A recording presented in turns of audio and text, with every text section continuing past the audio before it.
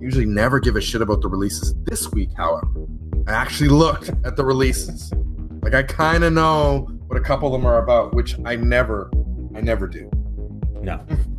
I just can't. That's always the funniest thing where you get to the releases and I'm like, and what is this? James, I hope you know. And he'll usually nail it.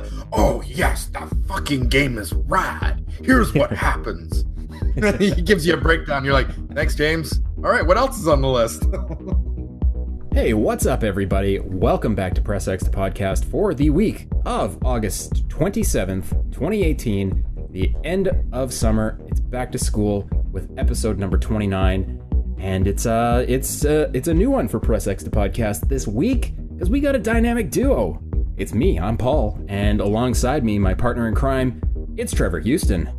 Heyo! What is up, everybody? Yeah, so it's just like the two of us. Yeah, I didn't really hear anybody respond, so no, I guess I was like, okay, us. so wait, we go to James. No, James isn't here. Wait, how about Sean? Nope, Sean's not here either. Yeah, it's just you and me. This is sounds a lot like the Slack channel for the past week, where it was like, hey, guys, you want to record a podcast? And it was just crickets, except for you and me. Well, I mean, it's the summer. I know. Well, Sean, being in PR land, like he's balls deep in like all the conferences, the PAXs, the Gamescoms, the Comic Cons, all the cons. Mm-hmm. He's like, I know he's drowning in the million things he has to do. And yeah, young James is in love. He's in love, so he's often doing things that couples in love do. So he's gone on little fun weekends with his girlfriend. So James has been more tied up than usual lately, and yeah, so it's just you and me slugging away. Fucking excuses, I tell you. I have excuses too, but I'm still here. Right, and so am I. Right, yeah. But yeah, we're gonna just do this. We're gonna bounce some ideas off each other, and probably stick to pretty much the same format. Yeah, we'll talk about what. Let's just do this. We'll talk about what we played, and I'm really excited to hear. Well, I mean, you can't quite tell us a hell of a lot, which is weird because we both played the game at E3. You're playing the full build now, which you can kind of talk about. Well, you know what? I will shut up. How about you tell the world, you tell the Press X listeners what you've been playing. I can't wait. And I can't wait to tell more. But technically, all I'm allowed to do as of today, August 27th, is confirm that I have Spider-Man and I've been playing it. That's, I've seen the embargo sheet, like, so, or you shared with me, you cut and paste, like, the embargo sheet, and that is factually correct. That is all you can say. Yes, I have Spider-Man, I have a review copy, and I'm playing it. Yeah, that's as nuanced as I can get on my take there. I can also say I can also say when I can tell everyone about it and when our review will go live, and that is on September 4th. So 1 week from tomorrow, Tuesday, September 4th, reviews drop, video review, all that stuff, more content following that. Yeah, we'll have all sorts of stuff for the video channel. We'll have tips, probably tips. There are big plans. The COG YouTube is going to be hot with Spider-Man. Just top to bottom, tip to tail. And yeah, it's really hurting me right now that I can't talk about Spider-Man. Yeah, I think for me, like, other than Red Dead 2, Spider-Man, boy, man, am I looking forward to Spider-Man more than Red Dead 2? They're probably neck and neck for me. I am really looking forward to it. Of course, you didn't break your embargo and tell me anything about it, but I know absolutely not. No, you didn't tell me anything about it. So really, the reason why I'm excited is just because of me. It's not because I've talked to you, but hot damn, I'm like really excited for this game now. So yeah, there was that poll. I can't remember who was doing the poll, but it was it might have been Sony. What PS4 game are you most interested in from now till the end of the year? And it was pretty much an even split between Red Dead and Spider-Man. Like 45 46% each. So it's neck and neck. And yeah, two contenders, heavyweights. Well, definitely after talking with you, and I mean, I sort of breathed a sigh of relief when I played the demo, which was a pretty extensive demo. It was a good half hour at E3. I felt really good about it then, and so I only feel better about it now, and it's an instant day one purchase for me. And yeah, we should have ourselves a game that's well worth the $79.99 Canadian price tag for Spider-Man on the PS4. That's one I don't have a problem making that purchase at all. You remember the days when we had currency parity and it was $59.99? Yeah, it feels like that wasn't that long ago, but it might have been that long ago. But yeah, that was great. I remember when our dollar was neck and neck with the Americans, and we paid the same price that they did. Those were good times. Felt like I was getting a deal. It really did. Yeah, and then when our dollar value started to drop, and we're still paying the same, it was yes, we're paying less. Like our dollar was neck and neck with the Americans for quite a long time until they eventually dropped the price here. But man, the minute the difference started again, oh yeah, they upped those prices like overnight. Like they didn't waste any time. They're like, well, the dollar's dropping. Let's crank up those prices. Somebody's specific job was just having their finger hover over the increase price button. Right. It's a giant button, like two-hander. You have to really lean on it to make it go, but there's somebody just standing there 24/7. I feel like that's the case. Ladies and gentlemen, the Canadian dollar dropped by a percentage. Okay, well, we gotta up those prices. Like, we gotta go back to $79.99. Make it happen. Yeah, it's like full Star Trek red alert all throughout every business that sells in Canada. It's just it's basically it. Fuck. Yeah, $79.99 sucks. Like, I know these games are expensive to make, but fuck me, $79.99 really does suck. It really does. Yeah, you get the 12% tax on there, and it hurts. Right. It hurts a little bit, but yeah, we can't complain too much. Have you played anything else besides Mr. Spider-Man? I have been so far into Spider-Man. It has consumed almost all of my time. I did touch on Dead Cells. Still playing that and just hammering against it because it is so fucking good. It is so good. I'll be shocked if that doesn't make it onto like my personal top 10 of the year, and there'd be a big push for me to get it into the COG top 10 too. Well, there's usually an indie game or two or three that really make it into our top 10 every year, and based on the buzz that Dead Cells is generating, I wouldn't be surprised. I wouldn't be surprised at all. I want to say our review was, well, you reviewed it. I did. It was it was a 91. Yeah. 91. Anything over 90 is gonna be in the discussion for sure. Mm-hmm. You've been playing something though that might also be tickling the top 10 if the buzz I've been hearing is correct. Strange Brigade. It just occurred to me that we played this game together. We actually played quite a bit this past week. Oh my god, you're so right. Yeah, and I had completely forgot that we had played that game until like seconds ago, because I had in my notes what I played this week. But yeah, we played Strange Brigade, and I quite liked it. Like, yeah. I feel like we had a time. It was you, myself, James, and Jackson. We all played Horde mode and the first couple 2-3 levels of the single player, and yeah, it was a lot of fun. I mean, considering the game's cheaper, $50, which I think they did intentionally because they knew that the content, they probably, Rebellion probably knew that they weren't offering up the level of content that a AAA game would, so it's budget priced accordingly, and I think that's fair. Actually, I think Strange Brigade, for a $50 game, I think that's accurately priced. But yeah, we had a lot of fun. I felt like we had a lot of fun. Yeah, I was having a hell of a time, actually. And as I really, really love way too much dad jokes and other puns, which has been scientifically proven to be the highest level of intellectual humor. I'm sticking with that. And the narrator is hilarious. Yeah, he's awesome. I love like it. he definitely grows on you. The more you play, the narrator really grows on you. And yeah, I think it's a game that I just have this feeling it's not going to sell particularly well. No. And a lot of it is, I think it's timing. Like, it's coming out. God, when is it coming out?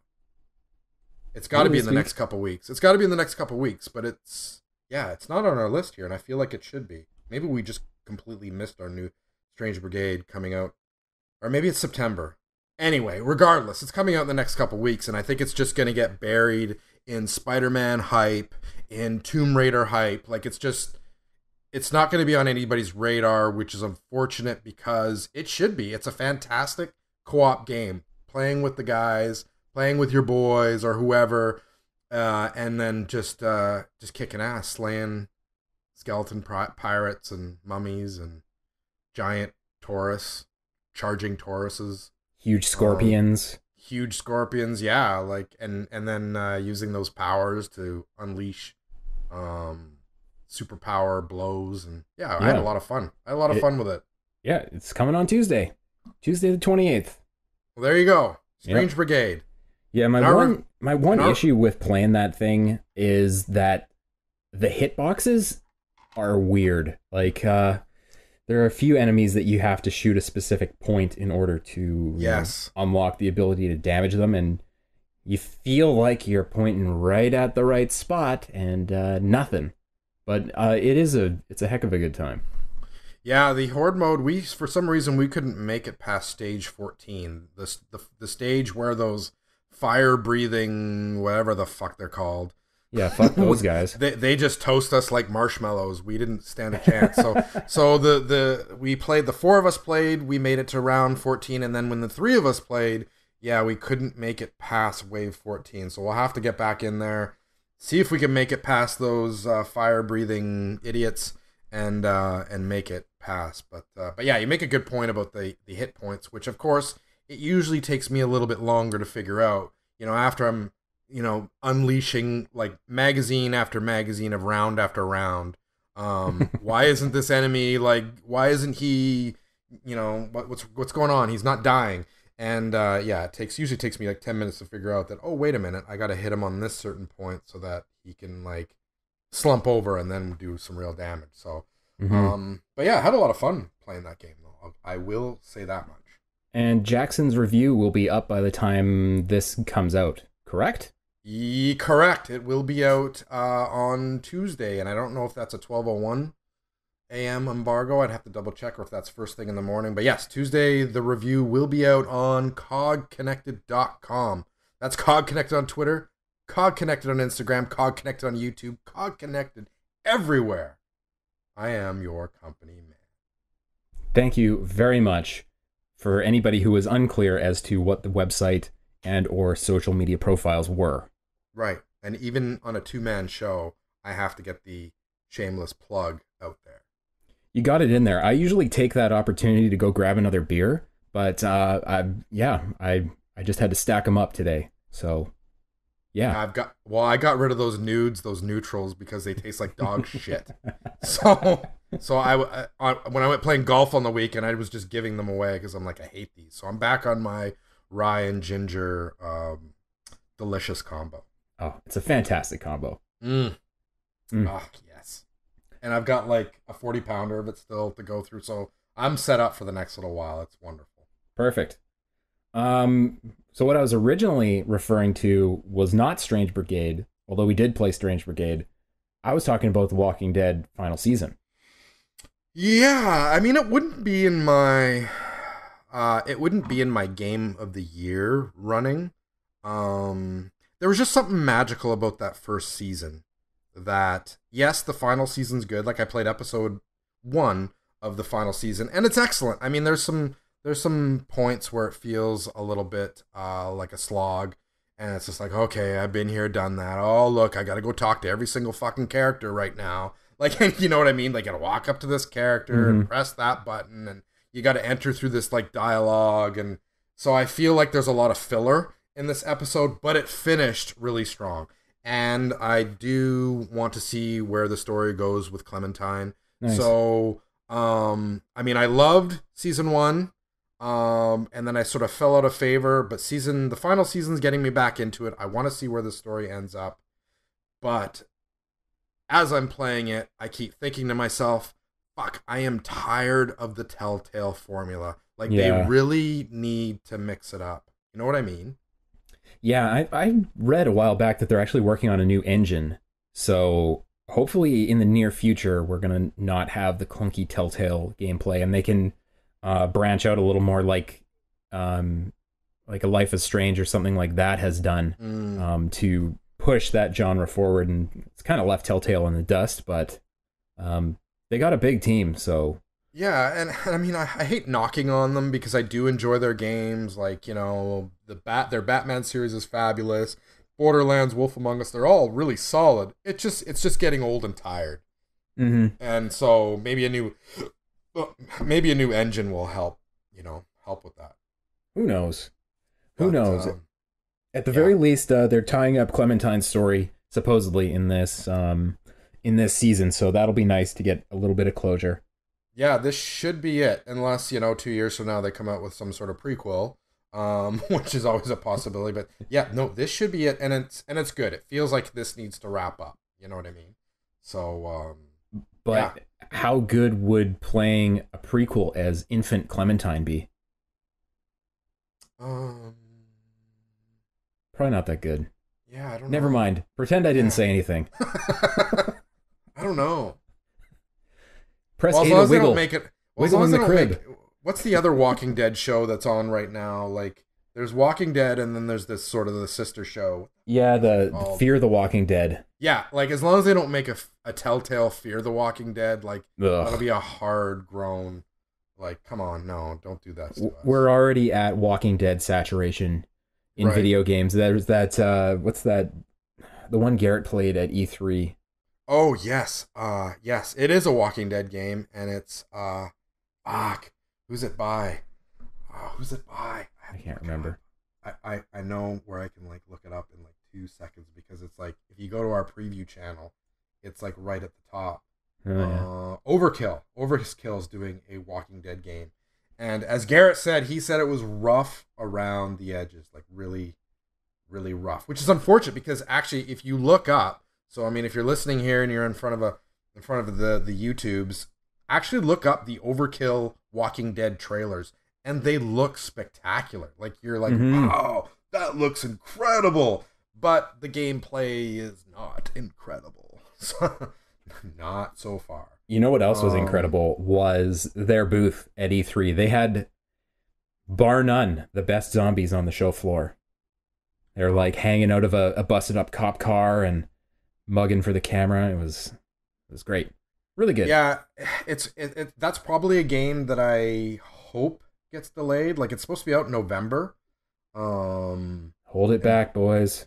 Yeah, boys and girls, hold it back. Like, make it really good, because if you just make another zombie game that's a zombie game we've all played a million times before, nobody's going to care, and nobody's going to buy your game. So yeah, I hope they can not make it rough around the edges. Yeah. Shine up those edges like a nice shiny penny. Shine those edges. Did you play anything else? I did. I don't want to carry on too long, because I feel like we've talked about what we've been playing for quite a while here, and I know we got a ton of news to get to. We do. So I think I'll save that game for another pod. All right. Let's just leave it there. All right. Let's leave everybody in suspense. They have no idea what you were playing. Right. But it was a game that I felt was more complicated and deep than it needed to be. I'll leave it at that. You can guess. In fact, send us an email if you can guess which game I'm talking about. Yeah, no doubt. Yes. If you guess right, something. We'll get you something. I don't know what it is. Something will happen. Something. A pretty cool emoji. Ooh, a cool emoji? Yeah. Or we'll send you a funny GIF, something. Or a meme. A funny meme. One custom, hand-picked, fresh, delicious GIF. Yeah, exactly. All right. Like that's a pretty good prize, to be honest with you. It is. It is. Yeah, why don't we talk about the news? Let's do it. So remember that 500 million PlayStation sold PS4 Pro version with the really cool transparent blue and copper plating on it? Yeah, weren't you going to get, like, you talked about it quite a bit on our team chat there. Did you manage to get one of those incredibly hard to get PS4 Pro consoles? I did not. I was very close. It was in the cart. I had it secured in the cart. I clicked to pay with PayPal. I, confirmed on PayPal, and then the server kept timing out when trying to go back when you were like confirming your payment. Oh no! So it didn't go through. So I lost out. No! Where did you try and buy that? Amazon? That was from EB Games. Wow. Yep. Yeah, because apparently you can't get these anywhere now. And if you can, well, actually, let me rephrase. You can get one now, but they're going for about $1,700, $1,800, $2,000 on eBay. Or on eBay and on Amazon. I noticed on Amazon today, I saw one for like $1,700. I'm like, these fucking cocksuckers, you gotta be kidding me. They're scalping them for 3-4 times the value. Yeah, and to be honest with you, that thought was in the back of my mind when I was trying to get one. I was like, well, even if I don't want this thing, I'm sure I could flip it for like double. You can cash Be in. a total dick and just cash right in on these. I know, I feel like I kind of missed the boat. I didn't get swept up on all the hype. I just kind of thought that, oh yeah, well, I don't really have where I do all my gaming, I have a great TV. Like, it's 80 inches, like, it's huge. But I bought it like right before the 4K, madness, and so yeah, I don't have a PS4 Pro, and my regular PS4 holds up just fine. But yeah, I just haven't like sort of made that plunge because I want to wait to get a 4K TV and or at least a 4K TV where I do all my gaming, and yeah, the wife will just veto that idea. So actually what I've found with the PS4 Pro, because I do have a 4K TV, but then when I'm capturing, I'm using an Elgato that does 1080. 1080. So that makes sense. It's only getting played in 1080 on my 4K, but I have found that the Pro versions of games run a lot smoother in 1080 than they do on a regular PS4. So kind of like the Xbox One X. I find that that's the same thing with the X. They just run a little bit better on that console. Yep, for sure. So, but you missed out. You came so close, but you missed out. Now, I understand it comes with a headset and a camera as well. It does. That's cool. Like a nice headset, or is it just like a plastic, cheap, shitty thing? No, I think it was the gold PlayStation Gold one that was getting some buzz a couple of years back. So is it true that you can't, like, they're not going to make any more of these? Like, that's it? I bet they will not make any more of these, but they'll come out with a different transparent one. I wouldn't be surprised to see a little different color, like a transparent gray or something. And why wouldn't they? If these things flew off the shelf in a hot minute. Yeah. Well, I saw some tweets that people had, that people were on the ball, like right at midnight to buy them, and boom, they were sold out within seconds, like on Target, on Amazon, everywhere. Games, I'm drawing a blank right now. Not GameSpot. Why am I drawing a blank? The American retailer. GameStop. That's it. Yeah. There it is. Drew a complete blank. But yeah, all these places, all these American retailers, like, they had sold out within minutes. Like, you did not have a hope in hell of getting one. So. Yeah, well, they try to keep people from using bots as best they can, but people find a way around those things, and they use scripts to snap them all up really quick. So the average Joe has no hope. It's just like trying to get tickets on Ticketmaster. You can't. It just doesn't work. No, not for those big shows, that's for sure. That's for sure. Well, on to the next, which is a very actually sad story. And that's something that happened today because we're recording on Sunday. It was the shooting at a Madden 19 tournament where at least 4 people are dead and 15 shot. And the word from the sheriff's office is that this is someone who was knocked out of the tournament, came back and shot it up. Yeah, that's what I heard too. Man, this one I had a tough time with today because I've been to so many of those events, like, esports, gaming tournaments, those kind of events where there is no security. Like, and it's not for lack of preparation, but just nobody ever thinks that there'll be any kind of problem at those events. So you just automatically assume, almost like going to school, that you're going to go to the event and then you're going to come home safe at night. So yeah, my heart goes out to all those victims. Yeah, absolutely. Crazy. Just yeah. And I mean, we talked about it before the show. We don't want to get into a big thing about gun control because here we go again, but honest to Christ, like, how does this keep happening? Like, it just keeps happening. And now it's entered into the video game competitive arena where we're getting some mass shootings now at a competitive gaming tournament, and it's sad. Yeah, well, it's pretty scary, especially, well, not especially, but this weekend in Vancouver, where we are based, it was the Dota 2 tournament, the International. Yeah, big one, like $1 million winner kind of thing. Like, yeah, top team took away $11 million. So, like, fuck, holy shit! But yeah, it's really scary that this happened, and that conceivably could have happened here at that thing, and I don't know, it just makes you think about society and where things are going.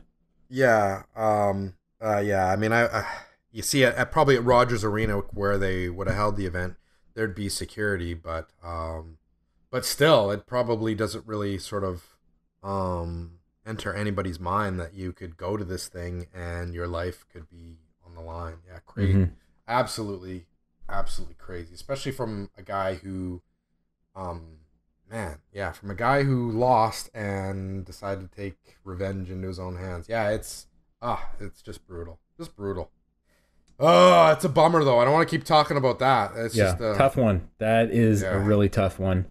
It really is.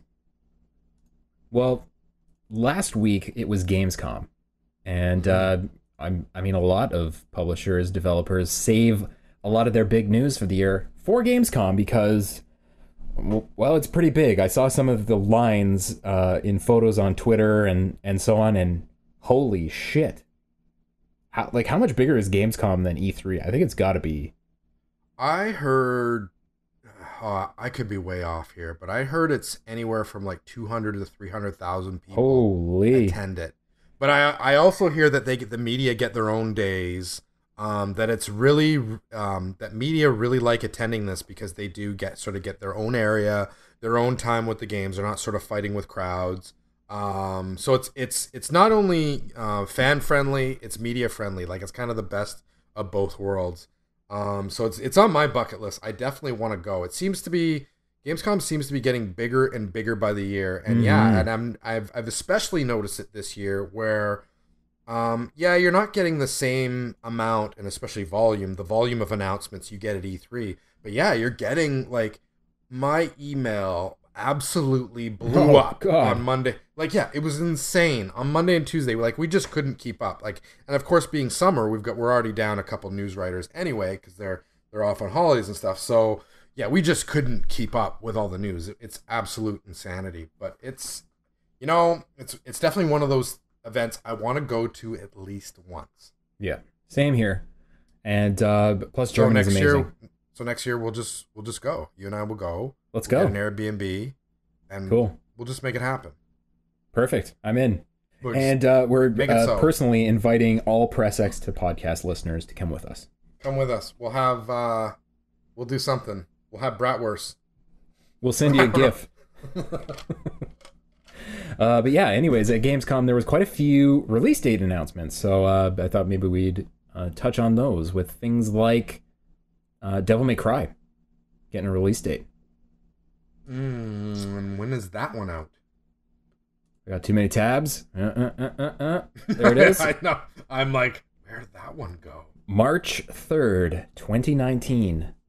Man, that's another March game, because another game that that I think was announced at Gamescom that is also coming out in March is Sekiro: Shadows Die Twice. Yes. So two really good games coming out in March. And isn't that also the same month that there's, or is it February, we're getting like slammed with a whole bunch of releases? Like, that was February with the Day of Doom on the 22nd. 22nd of February. It's going to be death. So the first 3 months of 2019 are going to be insane for releases. Yeah. Absolutely insane. March 22nd for Sekiro. And that's looking fantastic. Have you seen the collector's edition for that bad boy? No. Like, it comes with a 7-inch Shinobi ninja statue, and it looks rad. Like, I usually don't get sucked into the collector's editions. Like, I'm just like, I don't need your trinket and your toy or your extra skins. Like, but that one, I want that statue. I want that figure. It looks so cool. And the game looks really cool. Like, there's a 10-minute video on the web right now. I think GameSpot actually had it. It was GameSpot. They had a 10-minute gameplay video, and there's a ton of stealth elements in the game, which were really cool. And then it had like that Dark Souls one-on-one combat where you would run into sort of a mid-tier enemy. Like, he's clearly not the final boss or anything like that, but he's more than just your average scrub. And it's just like sort of this back and forth, picking your spots, being able to time, a roll perfectly, being able to time your strikes. So I could see this game winning over Dark Souls fans, which makes sense. It's from. So I could see it winning fans over because of the strategic combat. Like, it's not one of those ones. The stealth combat looked easy, and you're disposing enemies like no problem. But the one-on-one, it looked good. It looked really challenging too. Yeah, not a game that you'll be able to fly through. Yeah, it almost looks a little faster, than the Dark Souls games. A little more like Ninja Gaiden or something. And I'm surprised nobody's really like. I feel like not a lot of people are talking about Sekiro, which is strange, because you'd think with the pedigree from the gang that does the Dark Souls games that more people would be talking about Sekiro, but I don't feel like it's getting any buzz. It's strange. Yeah, and can I mention how pleased I am that they decided to do a new IP, not just pump out infinite sequels forever and ever and ever. Like, thank you so much for coming up with a new idea. Yeah, and it's you got Activision publishing it, which is kind of the whole like, it's sort of an unusual move for them. I feel like they don't usually take on these super difficult type games. Mm-hmm. So I find it interesting that Activision sort of taking this game under their wing, and it looks really good. It looks like a game I want to play at least until I throw my controller. So. Yeah, I feel like I'll get to that point. It'll be cool to see how they balance the difficulty, because Activision, they're gonna throw a huge amount of cash into the marketing. But if they're gonna pull in the mainstream, they got to make sure it's accessible in some ways at least, and not super soulsy. So it'll be interesting to see how they balance that. Yeah, because that's usually Activision's. That's sort of what they're. I mean, I think that Activision over the years they've always kind of been big on accessibility, right? Like their mantra of easy to pick up but hard to master kind of thing. Like, being really good at Call of Duty is easy to pick up, but like it's really hard to be awesome. And I think maybe the same could be said for many of the other titles, like Destiny, perhaps. That's true. So it's sort of an unusual one for them to represent. And the last one that I picked out here is Trials Rising, because it's been a good few years since the Trials game came out, and this one looks awesome. Like, it looks so good. it's got like over 100 tracks in the game, and it's got this like cool notification system where you're notified that whenever a friend beats your score, you get like some sort of notification system, which is, man, that I could see that being like, you want to play this, you're like, fuck, I gotta beat Paul's score, fuck this, and you like, 4 hours later you're not beating it. I'm like, and then you get him that notification, and then you just sit back, wait for Paul's text or his acknowledgement that he got the notification. So, yeah, that's kind of cool. That's another game of many games I'm just really not that good at. Like, I'll try and go up these hills and these ramps, and it ends really poorly every time. Mm-hmm. Yeah, a lot of virtual broken ribs for my rider when I'm playing that game. But yeah, it looks incredible. Looks really good. Yeah, and that one's coming out February 12th next year, and there's a beta next month, 13th to 16th.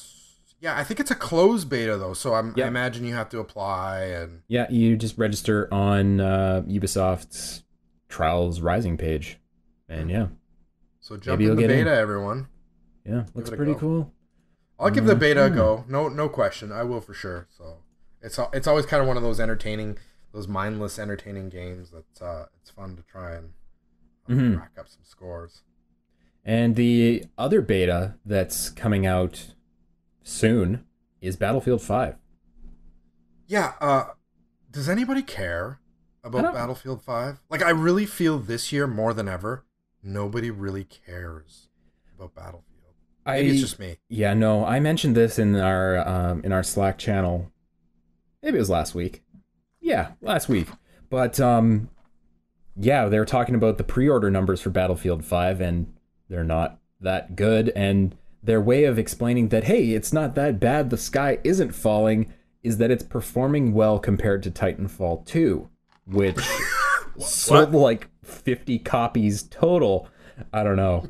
Yeah, like, okay, now, first of all, Titanfall 2 is a great game. Like, you and I both loved it. I think it was in our top 10 game of the year 2 years ago, I guess now, 2 years. It was like, for a game, it was an outstanding game, but it was a victim of bad timing when it was released. It was released right in between, if I recall correctly, it was released right in between a Call of Duty game and a Battlefield game. Yeah. Like, they sent it to die. They sent it to die.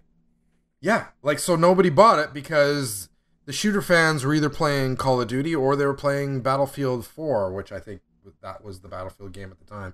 So, yeah, and it's unfortunate. So it didn't sell really well, and I remember there was a price drop pretty quick. Like, I think right around Christmas, Boxing Day, that sucker fucking dropped like half the price, like $35. I do remember the price drop being really sudden.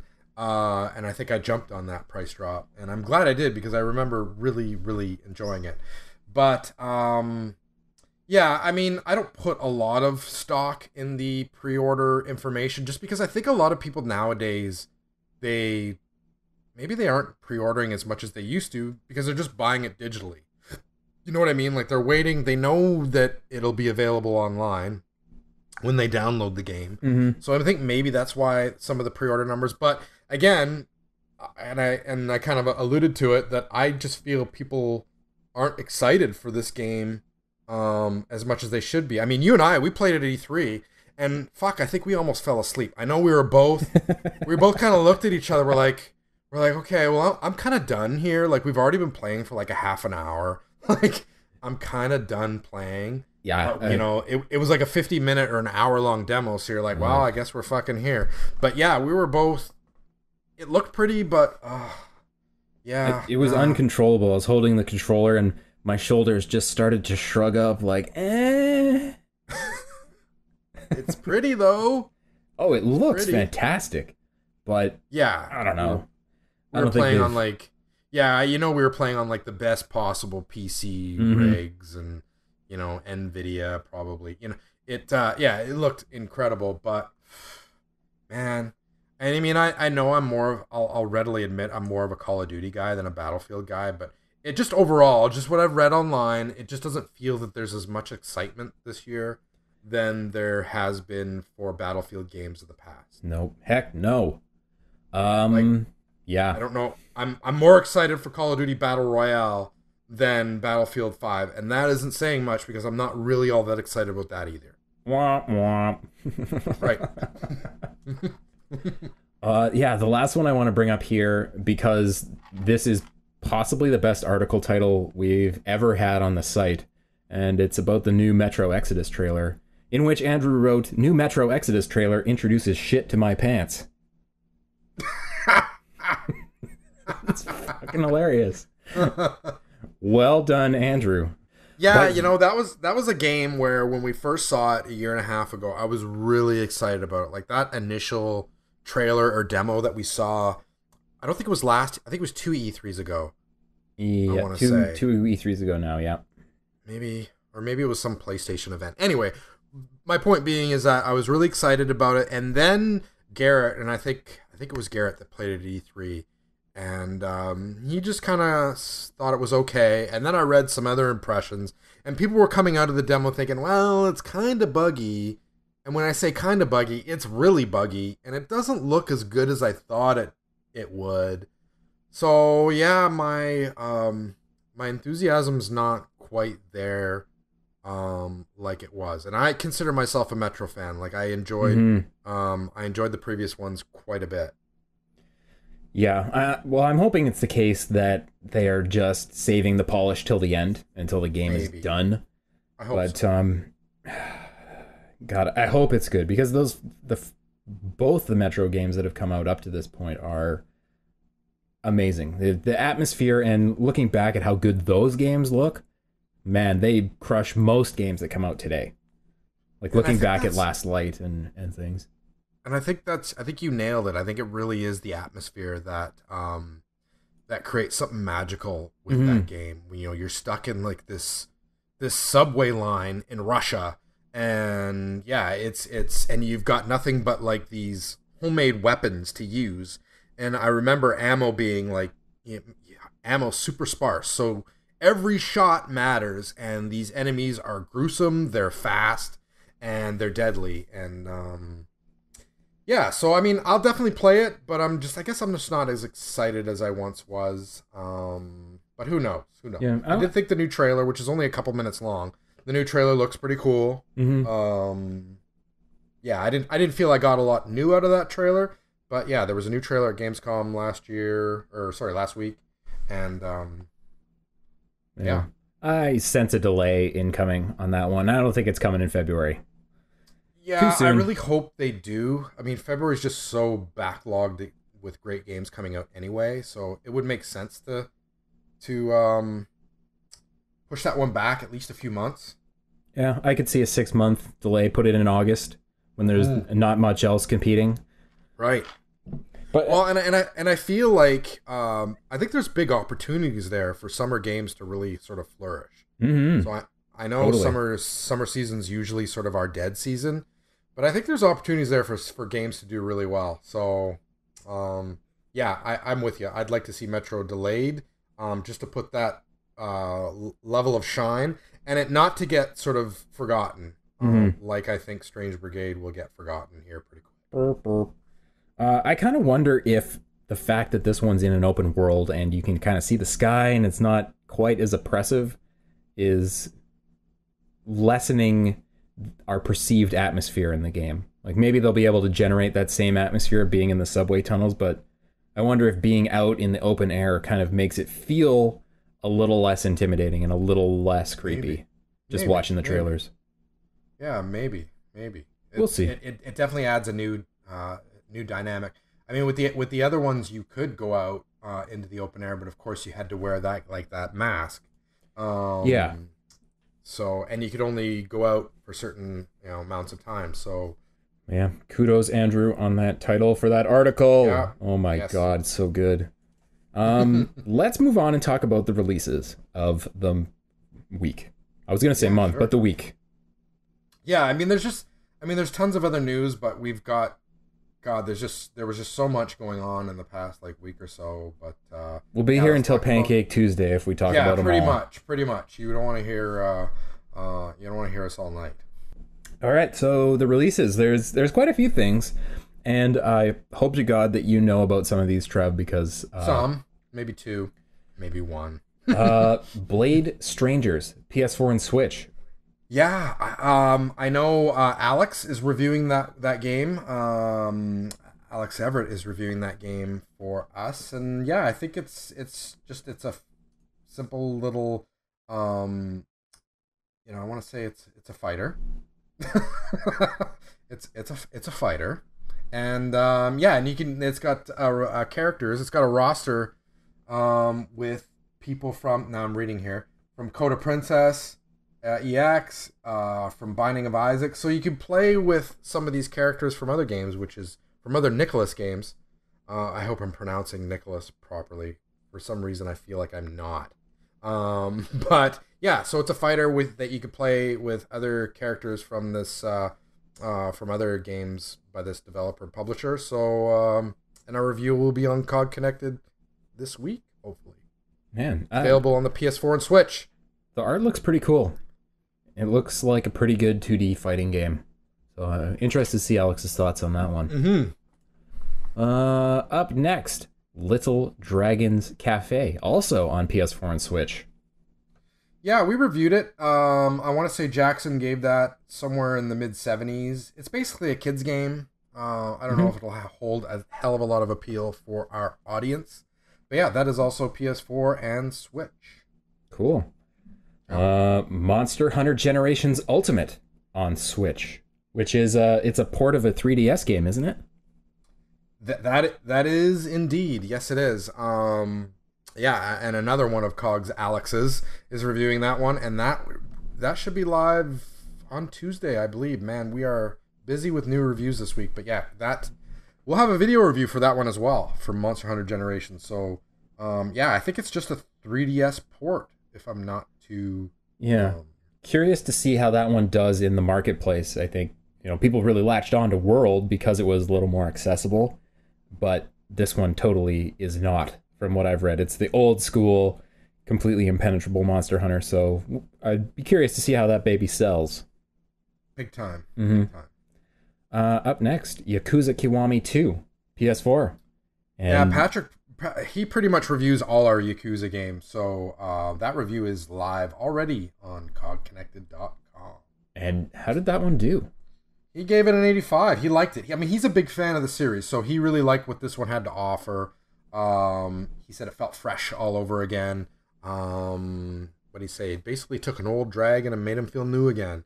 Yeah, so I mean, if you're a Yakuza fan, you enjoy those games. It sounds like this one is a no-brainer, rock-solid purchase for PS4 owners. It's an exclusive, I believe.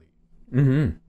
And for people who haven't played the Yakuza series, just to kind of give you an idea of what those games are like, it's like if you took 80s pro wrestling and put it into Japanese crime syndicate. It's just completely bizarre and weird and amazing. Like every step, it's something absolutely absurd is happening, and you feel like a total badass. And yeah, they're fantastic games and well worth your time if you haven't picked one up. The Kiwami series and Yakuza 0 as well are a great entry point into that whole lore and that whole world if you want to, open that door, but be aware you can never close it. You can never close your mind to Yakuza. Unfortunately. Up next, 2 Point Hospital, which is kind of a sim game from the people who made Theme Hospital, isn't it? Yeah, I'll be honest, I don't know a ton about this game. I know that one of our writers, Haley, she previewed it quite a while ago and liked it. Yeah, it definitely looks really good.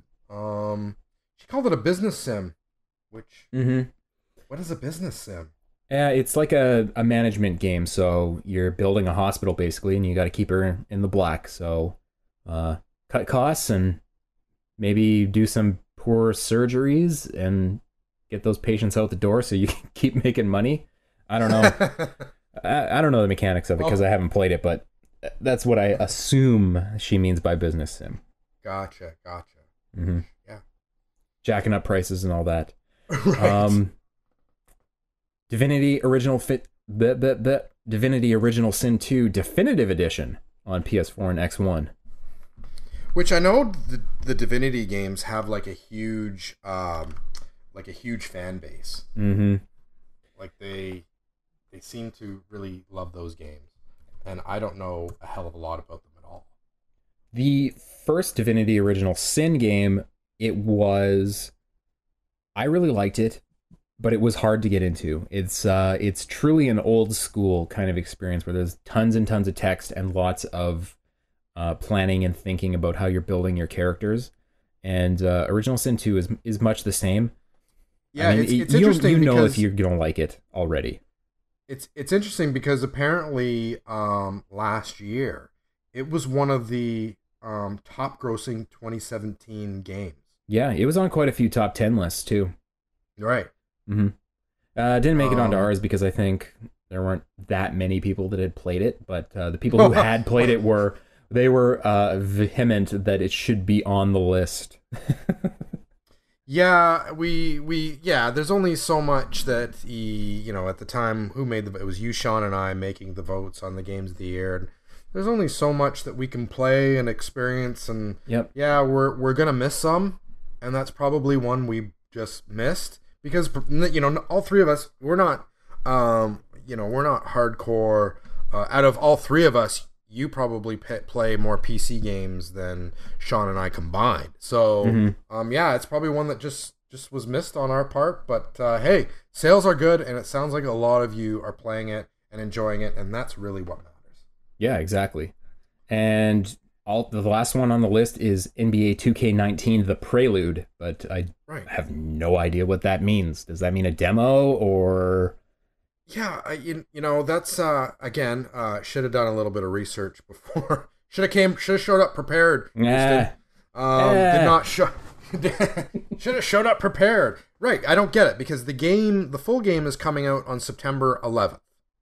Right, I believe it's September 11th. Yep, either the 7th or the 11th, somewhere in there. Right. So 2K19 is coming out on the 11th, but the Prelude is out August 31st.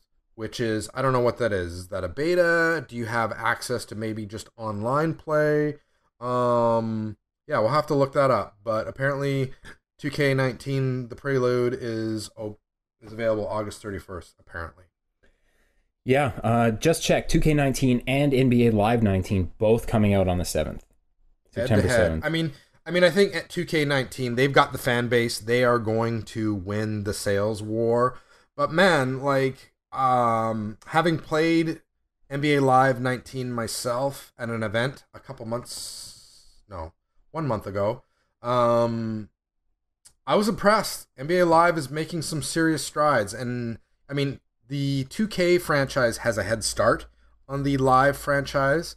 But, yeah, they're making some serious gains. NBA Live 19 is for real, folks. Definitely for real. Look out, 2K. And that's nothing but a good thing for, even for just 2K as a series to push them forward and make them make some big adjustments. Yeah, and I know they had a lot of fans that were sort of pissed off with 2K18, and I don't know if it had more to do with the micros than it did the actual gameplay itself. I have a feeling that's what it had to do with, but yeah, there are some fans that have soured on 2K recently. So yeah, it's good that NBA Live is coming out with a better game that is going to push 2K in the direction of making their game just better. So it's good. Now I would love to see I love those NFL 2K games back on the Dreamcast. Way back in the day, I played those games and I loved them. So I would love to see 2K get an NFL game back so that they can push Madden to their heights. Yes. Madden, as good as Madden was this year, we didn't see. I felt that we didn't see enough in terms of big sweeping changes that really pushed the franchise forward. It was sort of they just moved the yardsticks. That's it. Same goes for all the big sports games outside of FIFA and Winning 11. Being on the soccer front, it'd be nice to have 2 NBA games, 2 NHL games, 2 NFL games. It really would. Mm-hmm. I don't know if you'll ever see 2 NHL. Maybe. Never say never. Just because I don't know if... I think out of all of EA Sports games, I'm guessing NHL sells the least. But it's gotta. Yeah, it has to, right? But yeah, another NFL game would be fabulous, fabulous, fabulous. Yeah, that's all for releases. That's all that's written down. I'm sure other stuff's coming out, but you know. Yeah, you know what? Yeah, exactly. Like Steam has a gazillion games releasing every week. We just try and capture the big ones, really. Mm-hmm. Well, let's move on to the perfect list, and this is going to be interesting with just two of us. It is. We have to make 5 picks each. If my math is right here, let's see here. You and I, 10 pick 5. Yeah, 5. That's right. 5 picks each. Carry the 3. And, yep, 5. Yeah, and I think in honor of us being a week out from Spider-Man, Marvel's Spider-Man on PlayStation 4, September 7th, 2018, we should come up with a list of the 10 most perfectest superhero games.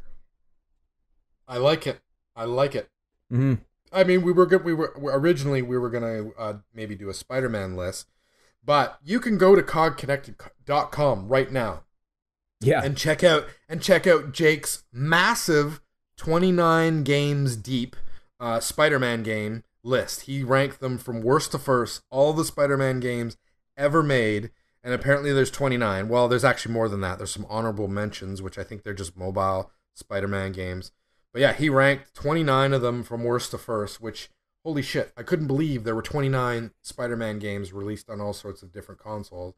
But yeah, he ranks them all from worst to first. And yeah, check out that Spider-Man list. So we're not doing a Spider-Man list today. We're going to do superhero games. And I can't believe, Jake, that maniac played and ranked all those games. Right. Well, he told us big meaty list. Yeah. He told us he was a fan of Spider-Man games, and I'm like, yeah, of course. Yeah, hey, aren't we all? Like, yeah, we love our Spider-Man's game. But no, he goes into every single one of them. Now, I know I've, for a while there, I reviewed all the Activision Spider-Man games. I think it was like 6 years in a row. I had reviewed like Spider-Man after Spider-Man. So I played a big chunk of them, but I have not played 29 Spider-Man games. I will say that. Yeah. Fewer choices of who goes first when there's only 2 people. So I guess I'll take the first one. Okay. There are some easy ones. In my mind, there are some like ones that jump off the page. Yeah, like head and shoulders above. And the first one I'm going to pick is literally one of my favorite games of all time, and that's Arkham Asylum. You know what? That was on my list too. Yeah. not surprising. You cocksucker. Son of a bitch. You took my pick. Yeah. That's a great game. And I wish Rocksteady would get back more towards the Arkham Asylum formula, and I hope their next game does go back more to that formula, away from the open world, because that focused detective experience was top notch, and it still holds up. I went back and played it a couple of years ago, and it's still fantastic, especially the Killer Croc fight in the sewers. So good. Love it. I remember, and I don't know where I read it or saw it, or maybe somebody told me, but they said that Batman Arkham Asylum is the equivalent to what The Dark Knight did for comic book films, which I completely agree with that statement. Like, The Dark Knight was really, God, I just loved that movie when it came out and watched it over and over and over. And I feel that Batman Arkham Asylum did the same thing for sort of superhero games. It was just that good. Everybody loved it. It sold well. It was praised, and it was the Batman game that kind of we all were waiting for. Mm-hmm. Yeah, there's a total dead zone in kind of the PS2, PS3 era where superhero games generally were awful. Before that, there's lots of good stuff, and after that, there's plenty of good stuff. But you're right, that is probably the inflection point. In fact, you could probably pick another Batman game to be on this list. And you sure could. I wouldn't argue with that at all. I'm not going to pick that, though. Ooh. I'm not. Ooh. No. All right. Well, what are you going to pick? I am going to go with Spider-Man 2. That is a very solid pick. Right. And this was the 2004 Spider-Man 2. And I want to say I played it on the Xbox. But I think what I really liked about it was, and you've heard me harp on it before, is that it really nailed the web slinging and sort of the whole. It introduced us to like a true open world Spider-Man game where you could fly around Manhattan, and it felt great, and you could break up, robberies, and it really sort of sticks with me today as being one of my favorite all-time Spider-Man games. There's a few of them on there that jump to mind, but Spider-Man 2 was awesome, and for me, it's definitely one of the best superhero games in my mind. Yep, that would have been on my list too. That's yeah, it's a fantastic Spider-Man game. That's all I'm gonna say. Yeah, for my next pick, I'm gonna go with a game that's actually probably not that good, but it's a personal favorite because, I don't know, just happy memories. That's Marvel Ultimate Alliance. So that was like the Baldur's Gate of superheroes, and, be Blade, be Iron Man, be Captain America, be Spider-Man, be the Hulk, be whoever you want, and just wreck some bad guys. Just beat them up. Fuck yeah. That sounds fantastic. Yeah, it's a good old time. I don't think I ever played it, though. I really don't think maybe a demo, but no, I don't think I ever played it. Yeah, the like a remaster came out a year or two ago, I think, I want to say. If you're looking to mash some buttons, it is a good old time. All right, my turn. Yeah, you're up, bud. I can go? All right, I'm going to go. I'm going to go with, you know what? I'm going to go with Injustice 2.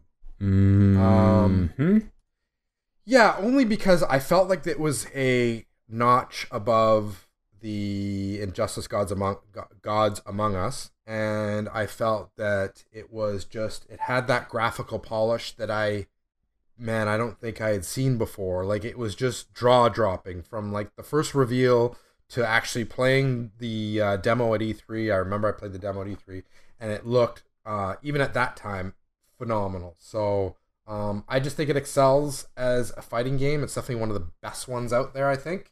And yeah, for me, it's one of the best superhero games. It's a perfect superhero. Yeah, it had a really good story mode, actually. Like the whole Superman arc was pretty cool, especially for a fighting game. Yeah, usually fighting games, like the story mode is just kind of tacked on if there is one. So yeah, that's definitely very cool. I'm gonna go a little off the board for my next pick because, I mean, it's potentially arguable if these characters are actually superheroes. But well, hey, it's funny you mention that because I have a pick as well where it's not superheroes like you would think superheroes. All right. Well, my pick here is Turtles in Time. Nice. It's not even arguable. It's one of the best games on the Super Nintendo and one of the best arcade games ever made. And yeah, the turtles were mutated. They became super turtles. So yeah, come at me. My pick, because again, you don't think of these as superheroes, but they are all legit superheroes in this game. And it's probably one of my favorite games of the past, 5 years, for sure. Maybe of all time. Games I've really sunk a lot of hours into, and I just love, and it makes me giggle. But Saints Row 4. Ooh. Yeah, okay. Hilarious, over-the-top powers, big open world, massive guns, massive explosions. Yeah, what's not to like? It's I love it. And yeah, they're all legit superheroes. I think it is one of the better games. I think it's one of the best in the franchise, if not the best Saints Row game in the franchise. Interesting. Saints Row 4. That is, wow, that's off the board. That's cool. Off the board a little bit. But you're right. Not what you typically think of when you think superhero game. No, but I mean, at the end of that game, you're basically flying around, so you're pretty super. You got it. Yeah. That is a good pick. I like that one. Where are we at right now? How many have we got in the bag? That's 6. 2 more each. And yeah, going off the board a little bit here. Probably one that not a lot of people are going to think of as a superhero game. Disney Infinity. Right. Because, with the 2.0 update, they brought in a lot of the Marvel characters, and as they moved along, they brought a lot of Star Wars characters. And it was a really tight, fun to play a game. It's really sad that they shut that whole thing down because there was a lot of fun. One, building your own levels, but two, throwing characters into weird situations and just playing around. It was a great sandbox. R.I.P. Disney Infinity. It's a great pick. I like that pick. I'm going to stay along with a similar theme of staying with, more of the kids' superhero games. I'm going to go with Lego Marvel Superheroes as my pick. I think it's the best Lego game of all of them out there. Like, it's rock solid. It's got a fun story. I love the humor. Lots of challenges. Solid gameplay. Yeah, I think it's an excellent game. It's an excellent superhero game. If you had to buy one Lego game for your kids out there, you cannot go wrong with Lego Marvel Superheroes at all. It's rock solid, and probably one of the higher scored review wise. It scored really well with critics. So and you just have to play it to see why. Yeah, I was kind of wondering if one of us would tag one of the Lego games in here, either superheroes or one of the Lego Batman ones. Those ones are pretty good too. Yeah, they are pretty good. Mm-hmm. But yeah, that's a good pick. Conflicted. Yeah, no, I have to do it. For my last pick, I'm gonna go with Marvel vs. Capcom 2. Oh, nice. Probably one of the best 2D fighters out there, especially with the hand-drawn graphics. Lots of great memories, both in the arcade and at home, playing MVC2. Especially if you can get, the giant Cyclops Super Blast as the tag in. Ugh, feels so good.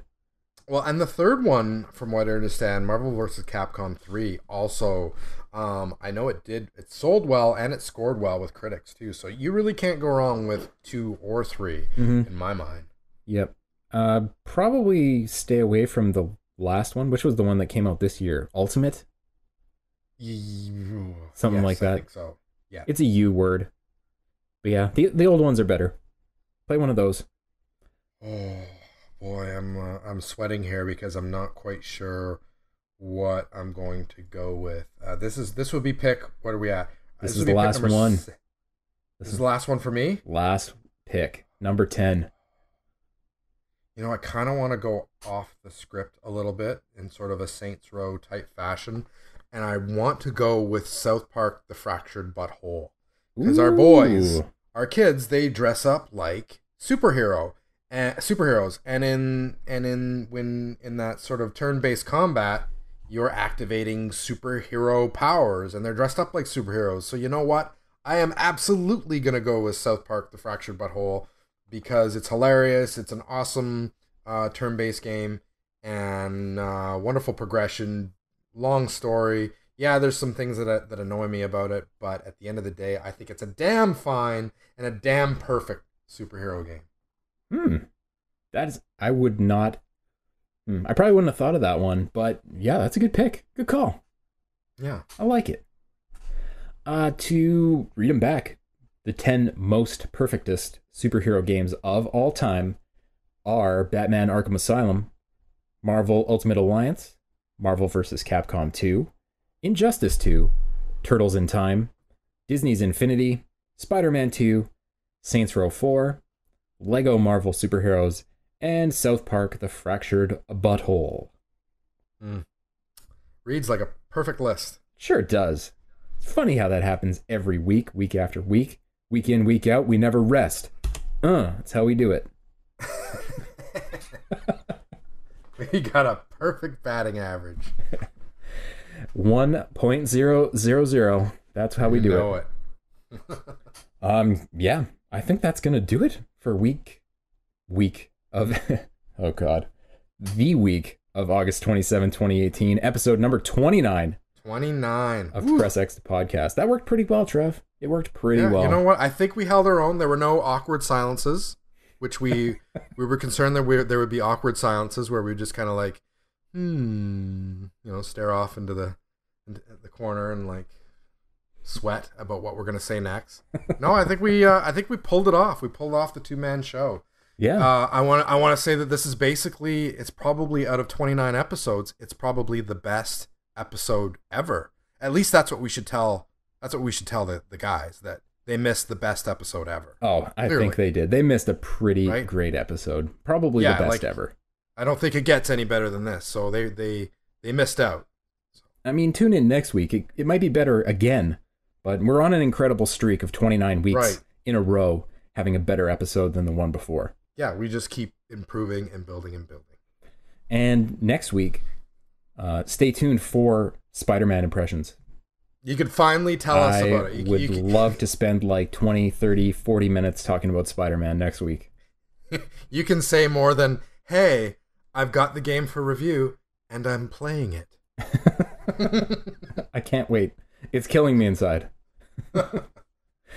Yeah, if you want to get in touch with us, you can email us at pressxpodcast@gmail.com, or you can get on our Facebook group and touch base with us there, because that's a great place to talk to us. It's a great place to do all sorts of things, like post GIFs. And what was that thing we were going to get people to guess? Oh, guess the game that Trev didn't talk about this week. That like has an annoying weapon wheel with like way too many things on it. Like that's even, you know what? If they stayed and listened to all the way to the end here, that gives them even more of a hint to guess which game I'm talking about that has an annoying weapon wheel with so many stupid items on it that, yeah. So they just have to guess what game that is that I'm talking about that I'm enjoying, but also equally annoyed with like many elements about this game that I'm already 8 hours in, and I'll probably have to fucking put another 20 hours in to finish it. But yeah, I can tell. Guess the game and we'll send you a funny GIF or a hilarious meme. I could tell how badly you want to just shit all over this game, so I'm looking forward to next week. I don't do that. No. Well, until next time, it's been Paul and Trevor on Press X Podcast. Hope everybody has a great week. Thanks so much for listening. Take care of yourselves and each other, and we will see you next time. Peace out. Bye-bye. Bye, everybody. Bye.